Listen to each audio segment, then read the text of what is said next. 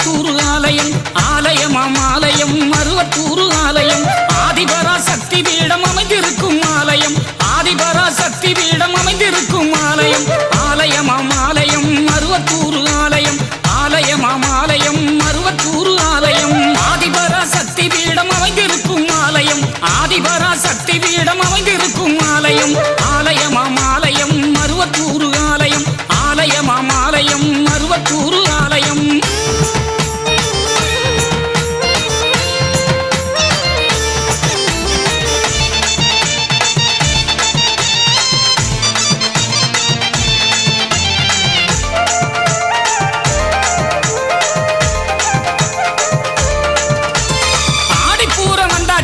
ஆனந்தமே வந்தாச்சு ஆதிபரா சக்திக்கு தான் கஞ்சி காய்ச்சி ஊத்தியாச்சு